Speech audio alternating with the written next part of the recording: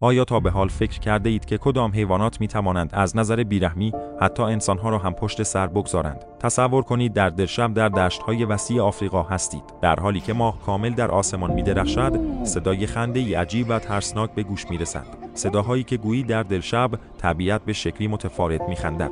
این صدای کفتارهاست، جانورانی که شاید در نگاه اول هیچگاه آنها را در جمع حیوانات افسانه‌ای و مهیب قرار ندهید، اما این موجودات به گونه‌ای زندگی می‌کنند که می‌توانند بزرگترین شکارچیان طبیعت را به ترس بیاندازند.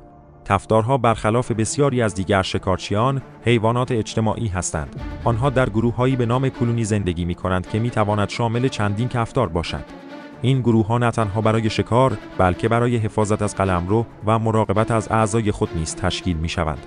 جالب است که در این گروه‌ها سازمان اجتماعی بسیار پیچیده‌ای وجود دارد که در آن هر کفتار جایگاه خاص خود را دارد. درون گروه‌های کفتارها رقابت‌های بسیاری برای بالا رفتن در سلسله مراتب اجتماعی وجود دارد.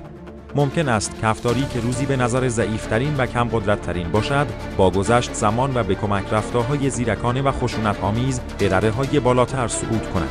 این مبارزات نه تنها برای اثبات قدرت است، بلکه گاهی اوقات برای بقا. و همین دلیل است که در هر گروه کفتار رابطه قدرت و برتری به شدت اهمیت دارد و می‌تواند رفتارهای بیرحمانه‌ای از آنها سر بزند. اما یکی از رفتارهای بیرحمانه این حیوانات خنده آنهاست. این صدای عجیب که به راحتی می‌تواند در دلشب وحشت‌آور باشد، در واقع نشانه‌ای از موفقیت در شکار است.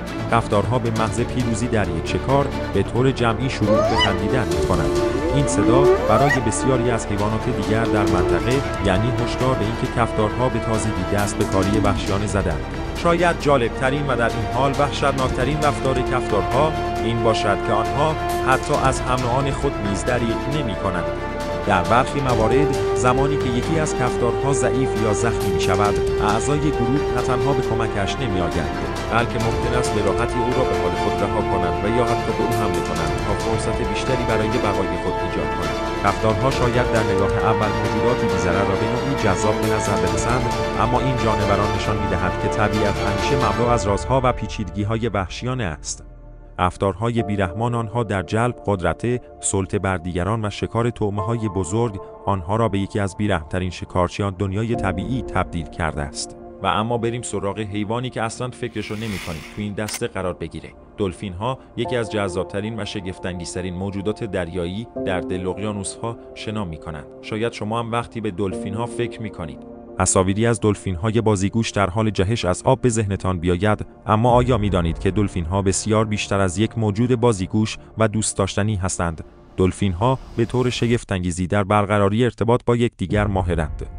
آنها از صداها و زبان بدن برای انتقال اطلاعات استفاده می‌کنند. صدای دلفین‌ها می‌تواند به طور خاص و منحصر به فرد برای هر فرد باشد، به طوری که هر دلفین صدای خاص خود را دارد. دلفین‌ها به ظاهر موجوداتی بی‌ضرر و خوش‌خیم هستند، اما در حقیقت آنها به گونه‌ای زندگی می‌کنند که ممکن است شما را شگفت زده کنند. این موجودات نه تنها در رفتارهای اجتماعی خود بی‌نظیرند، بلکه توانایی‌هایی دارند که برای بسیاری از حیوانات دیگر حتی ترسناک به نظر می‌رسد. در دنیای طبیعی همه چیز به بقا برمیگردد و دلفین‌ها در این زمینه هیچ چیزی از دیگر شکارچیان کم ندارند. حقیقت این است که آنها در دنیای دریا به شدت رقابتی و گاهی خطرناک می‌توانند باشند. در بعضی مواقع دلفین‌ها از قدرت‌های خود برای تسلط بر دیگر موجودات استفاده می‌کنند.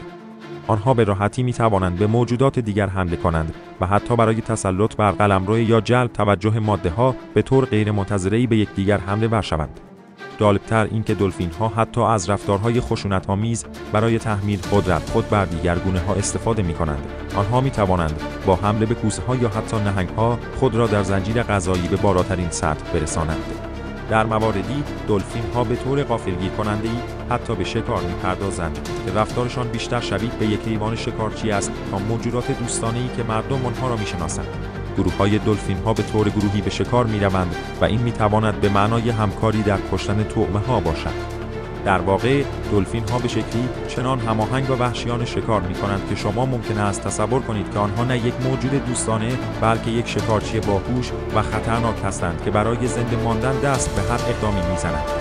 دلفین‌ها با تمام جذابیت و زیباییشان موجوداتی پیچیده و گاهی خطرناک هستند که نمی‌توان آنها را فقط به عنوان یک موجود بی‌ضرر در نظر گرفت.